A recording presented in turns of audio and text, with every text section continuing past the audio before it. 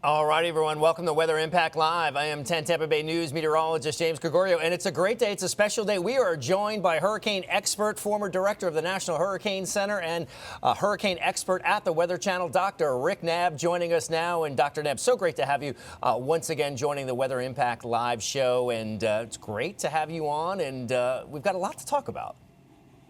Yeah, it's really good to be talking with you today. And here we are in the peak months of the hurricane season, right? August, September, October, every year is different, every storm is different. So it'll be good to talk about, why is the atmosphere behaving the way it is? I'm pretty sure everybody is aware, has heard that we're in an El Nino year. Yeah, so, and not just an El Nino year, a strong El Nino. How is that sort of dictating and affecting the overall pattern a little bit more so than if we were just in, quote unquote, a normal year? Yeah, well, we are headed into this August ramp up, and sometimes El Nino can lessen the amount of activity that we get in early to middle parts of August. But as we look to late August, things could change. But right now, El Nino is definitely causing the Atlantic and Caribbean side of things to behave in a way we would expect in a July into early August El Nino, with significant suppression of the convection. Now, that's still kind of typical for mid-late July and early August. The land masses heat up, a lot of rising air, a lot of sinking. July and early August can be a relative downturn in the Atlantic basin. So that part is not a surprise, but it is even more suppressed than usual right now because of the time of year and the El Nino, rising motion on the Pacific side, sinking motion on the Atlantic side. But the real signature of El Nino on the Atlantic side right now is the strong wind shear here over the Caribbean. Middle and upper level winds howling out of the west, low level winds going in the opposite direction. And the colors right there in the purples and pinks, that's where the El Nino influenced wind shear is the strongest. And the Caribbean is the area that responds the most to an El Nino. So the fact that we have warm waters and that they are warmer than average here across the Atlantic basin is not enough. You have to have rising air and you have to have weak wind shear. So the rest of this hurricane season, things might have trouble developing and moving through the Caribbean, but that doesn't mean we can't have things in the Gulf, north of the Caribbean, out in the eastern tropical Atlantic. But I also wanted to show you the warmth. This is compared to average. The Atlantic basin is not lacking fuel, but here is the El Nino. This is the warmer than average sea surface temperatures in the central and eastern Pacific, and that is what is driving the response with the middle and upper level winds being strong over the Caribbean. So that's a pretty typical response. The other thing that tells us we've got an El Nino year is how busy the East Pacific has been and the Central Pacific, and we'll show you a little bit how busy that could stay over the next couple of weeks. We do have tropical waves out over the Atlantic, and they will be moving across the tropical Atlantic into the Caribbean. There's a wave. There are the colors of the low-level spin getting to the eastern Caribbean about a week from now. So the tropical waves, the seedlings for tropical storms and hurricanes, are out there. It's just that with the stable conditions and the wind shear over the Caribbean, those waves are moving along and feeding into the eastern Pacific and central Pacific. But the later we get into August, the more perky these waves will get and the more chances we might have for development out here or even north of the Caribbean. But it's the eastern and central Pacific that will probably stay busy for the next several days. We're in a pause of activity. Had that Cat 5 Genevieve last week. We had Fausto out there. But heads up in places like Hawaii, because when you look at next week and the following week, it's the eastern and central Pacific that look to remain busy out there, James. Yeah, it was actually the Pacific that got off to a running start a little sooner than we did in the Atlantic basin. And it seems like, with the El Nino kind of camped out there, with those above normal temperatures, the Pacific has sort of been on fire. The Atlantic has been very, very quiet. We just had Bertha in the Gulf here that sort of skimmed along the northern Gulf, brought flooding rains and unfortunately some fatalities to Texas. We got some beneficial rains here in the Bay Area and Tampa as well. But, we've been quieter than normal, and it all makes sense when you factor in where the wind shear sets up and the overall pattern. However, as you mentioned, as we go into August and further through August, I should say, and into September, if we get one of those tropical waves to sort of not take that typical path, Dr. Knabb, and maybe skirts a little further north of the islands and takes a more northerly route, it might be out of that wind shear belt and may have a decent shot at developing. You get one of those Cape Verde storms that doesn't go into the, Windward or Leeward Islands, kind of just skirts a little north, and then before you know it, you've got a track that's a little further northward that could develop and impact the east coast of the United States. Yeah. Even in strong El Nino years, even if the Caribbean is largely shut down, you can still, as you just said, have storms form near our doorstep. And form in the Western Caribbean, come into the Gulf. It can go north of the Caribbean. Just think of 2023 with Idalia in the Gulf, a Cat 4, and a Cat 5 Hurricane Lee out in the Atlantic. So for the next 2 to 3 weeks, get out to the last week of August, the Eastern and Central Pacific will stay busy, but you get beyond that time, you get past August 25th, it gets to that very last week of August, favorable, at least more favorable conditions moving across the Pacific could make their way across Central America into the Gulf, Caribbean, Atlantic side. Now, you still have to combat the influences of El Nino, but I wanted to show you a little bit of history that will remind us that the end of August, even in a strong El Nino year like we have this year, could still be busy. If you look, August is such a ramp up historically in the Atlantic Basin. Since 1990, we've had 17 hurricane landfalls in the continental U.S., and we've had a few here in the first 10 days of the month, including Debbie in 2024 on August the 5th. But you get to the middle of the month, it's even fewer, but we've had some big impacts like Charlie in 2004, Bob 91. But then when you look at the last 10 days of August, look at how much busier historically it has gotten. Now, you might be thinking, well, this is a strong El Nino year. None of these happened during that kind of El Nino year. Not quite true, because this track right here, that's Idalia of 2023. That was in a pretty strong El Nino year, and it formed in the extreme northwest Caribbean in a year when the Caribbean wasn't busy, but we had a close to home formation. And that was, a reminder of how, of how even in an El Nino year, things can happen. And we've had, a lot of landfalls on August 27th, a lot of landfalls on August 29th. That end of August, past August 25th, when those favorable conditions might be moving back. And when you look at El Nino years, we've had at least 2 major hurricanes in the Atlantic Basin in every El Nino year in the active era since 1995, including 3 of them in 2023 during a strong El Nino year, James. So the point is that El Nino, even a strong one, does not cancel the hurricane season. Look how busy 2023 was with a pretty strong El Nino. Yeah, that's a really good point, Dr. Knabb. It doesn't cancel it. It's just going to make tropical system development that much harder to get going. Doesn't mean it can't happen. They're just going to have to kind of go against the grain a little bit and form in areas that may not have been as conducive in the past, or perhaps, kind of play a little peekaboo around the wind shear, if you will, and form in some of the hot spots. As you mentioned, we have the fuel. The warm water is there. That's not a problem. It's just if some of those storms can get going and form in a favorable environment, kind of ducking out of the wind shear, and then, continuing to either move and or grow in strength, ducking in and out of that wind shear, if you will, and continue to, do its thing and develop. Yeah, and especially the wind shear in the Caribbean. And when you look at the map from 2023 in a pretty strong El Nino year, look at how the Caribbean is lacking any strong hurricanes or major hurricanes. But you had Idalia, a Cat 4 in the Eastern Gulf. You had Hurricane Lee, which was a Cat 5 out in the Atlantic. You had another major hurricane. 3 major hurricanes in a strong El Nino year, even though the wind shear shut the Caribbean down. So it is still possible to get strong systems in a strong El Nino year, even some that are close to home, uncomfortably close.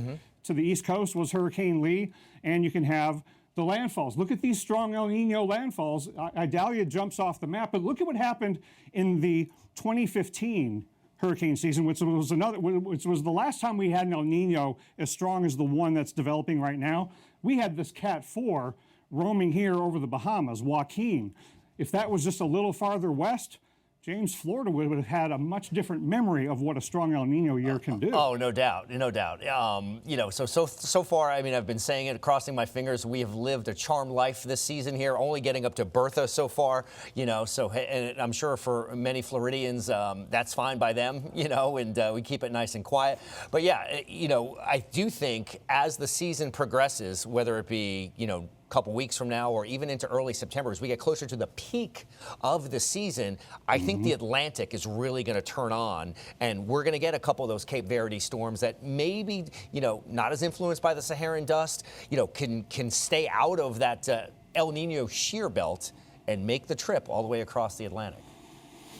Yeah, and again, the late August, early September timeframe is definitely a possible window when the Gulf and Atlantic could wake back up, even if the Caribbean still has the El Nino influence wind shear. Because when you look at the outlook from Climate Prediction Center that was updated today about how the week of August 12th, the week of August 19th will stay busy in the central and eastern Pacific, it's getting farther to the east that the development potential is happening. That's because what we call the MJO, the Madden Julian oscillation, these favorable conditions that cross the Pacific and head toward the Atlantic, they're going to be out over the Pacific over the next couple of weeks. So we have time of year, we have El Nino, we have MJO, all unfavorable on the Atlantic side right now.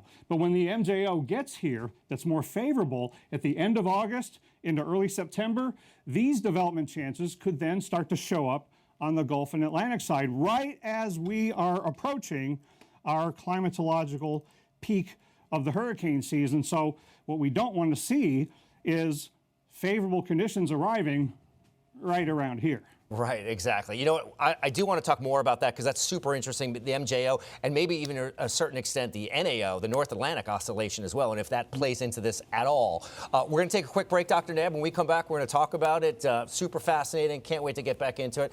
We're going to take a quick break. We'll be right back. All right, everyone, welcome back. You're joining us on Weather Impact Live. Time now just about 4:45 in the afternoon. Special guest this afternoon.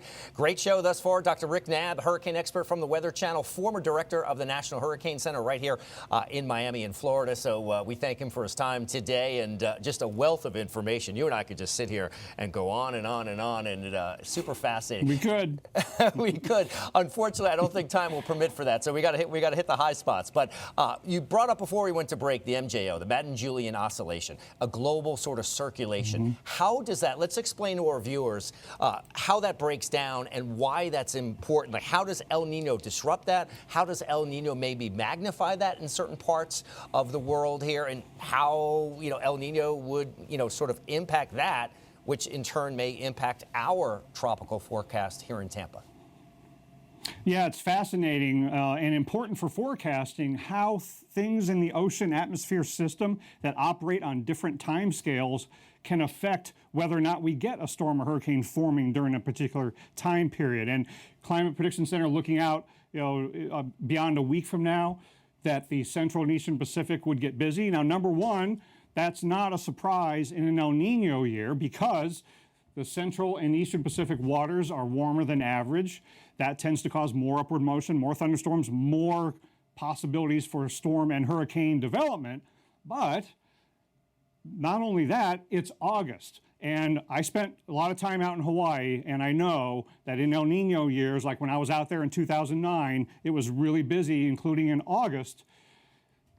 El Nino years in August can really bring some threats near the state of Hawaii. So time of year in an El Nino year. But then, you mentioned the MJO, the Madden Julian oscillation.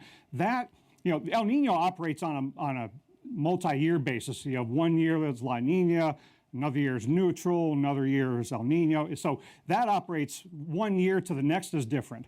But with the MJO, 1 month to the next can be very different. And we have another favorable pulse of the MJO. It's basically upward motion that's moving around the global tropics, right? And it's moving from the West Pacific to the Central Pacific over the next week. And then it will move a little farther to the east if you give it another week.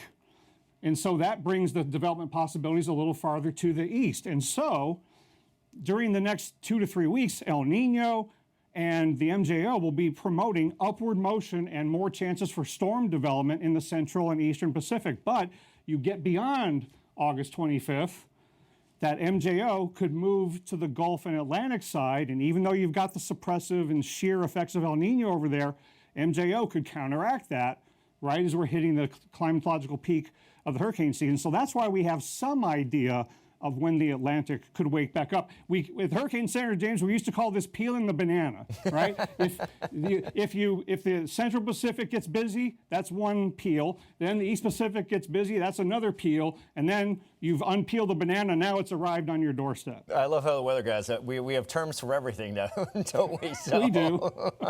That's awesome. I love that analogy. So I think this could be the year where, in certain years, we see storms that start in the Pacific, maybe go across Mexico and the Yucatan, end up in the Gulf, and vice versa. So I think we're going to see, some, interesting developments and scenarios develop. When we think of development, we're often like, oh, watching the Gulf for development. But, basically based on how the MJO may be moving, we may actually see a storm in the Pacific form that might be strong enough to cross over Mexico and end up in the Gulf and perhaps track off to the north or northeast or maybe straight east towards the west coast of Florida. That has happened before. At least pieces of East Pacific systems have made their way across this narrow part of Mexico or rotated around Central America, and then some of the remnant spin gets into the Gulf and causes new formation. There was a little piece of that with Milton in 2024.